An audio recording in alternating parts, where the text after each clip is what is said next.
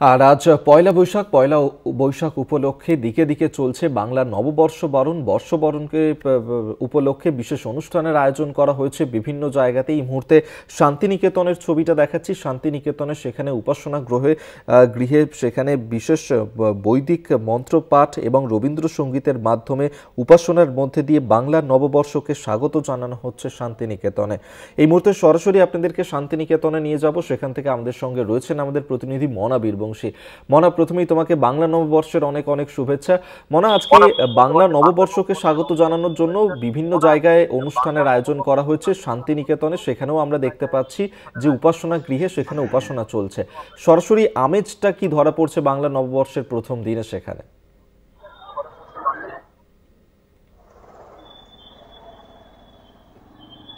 একেবারেই অভিক, তোমাকেও বাংলা নববর্ষের বাংলা নতুন বছরের অনেক শুভেচ্ছা এবং অভিনন্দন।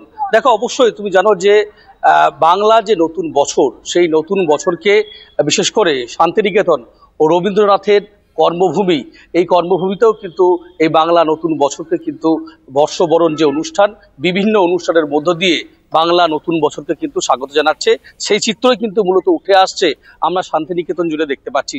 দেখো, এদিন সকালে অর্থাৎ ভোরবেলায় বলা যেতে পারে যে ভোরবেলায় বৈতালিক অর্থাৎ বিশ্বভারতী বিশ্ববিদ্যালয়ের যে সমস্ত পড়ুয়া, মানে ছাত্রছাত্রী, অধ্যাপক, কর্মী সকলেই মিলিত হয়ে তারা রবীন্দ্রসঙ্গীত গাইতে গাইতে শান্তিনিকেতন যে আশ্রম প্রাঙ্গণ, সেই আশ্রম প্রাঙ্গণ পরিক্রমা করেছেন, অর্থাৎ বৈতালিক করেছেন। তারপরেই সকাল 7টায় বিশ্বভারতীর যে মন্দির, সেই মন্দিরে বিশেষ করে শান্তিনিকেতনের যে উপাসনা গৃহ, সেখানে রবীন্দ্রসঙ্গীত বৈদিক মন্ত্রপাঠের মধ্য দিয়ে বিশেষ উপাসনা। এবং সেখানে আমরা দেখলাম যে বিশেষ করে বিশ্বভারতীর নতুন উপাচার্য অধ্যাপক প্রবীর কুমার ঘোষ সেখানে উপস্থিত ছিলেন বিশ্বভারতীর সমস্ত ভবনের ছাত্রছাত্রী, অধ্যাপক, কর্মী, প্রাক্তন এবং আশ্রমিক সকলেই কিন্তু ছিলেন। দেখো, এরপরেই সকাল 9টার সময় আমরা দেখতে পাচ্ছি যে শান্তিনিকেতনের গৌড় প্রাঙ্গণের একেবারেই মাধবী বিতান, সেখানেই মূলত বাংলা যে নতুন বছর অর্থাৎ 1431কে বিদায় জানিয়ে 1432 যে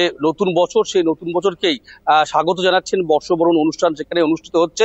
এবং আমরা দেখতে পাচ্ছি যে বিশেষ করে বিশ্বভারতীর যে পাঠভবন এবং শিক্ষাছত্র, এই দুই বিদ্যালয়ের যে সমস্ত পড়ুয়া ছাত্রছাত্রী তারা সেখানে রয়েছেন, তারা রবীন্দ্রসঙ্গীত, কবিতা এবং অবশ্যই নানানভাবে কিন্তু নতুন বছরকে তারা কিন্তু স্বাগত জানাচ্ছেন। এবং অবশ্যই প্রত্যেক বছরের মতো এবছরও নতুন বছরে অর্থাৎ পয়লা বৈশাখের বাংলা নতুন বছরের দিন বিশেষ করে শান্তিনিকেতনে তুমি জানো যে সন্ধেবেলায় নাটক হয়ে থাকে রবীন্দ্রনাথের। এবারেও কিন্তু বিশ্বভারতীর বিশেষ করে পাঠভবনের পড়ুয়াদের, কচিকাচাদের তাদের পরিবেশনায় রবীন্দ্র নৃত্যনাট্য শ্যামা রয়েছে, সেটি শান্তিনিকেতনের গৌড় প্রাঙ্গণ যেটা মূল মঞ্চ, সেখানেই কিন্তু অনুষ্ঠিত হবে।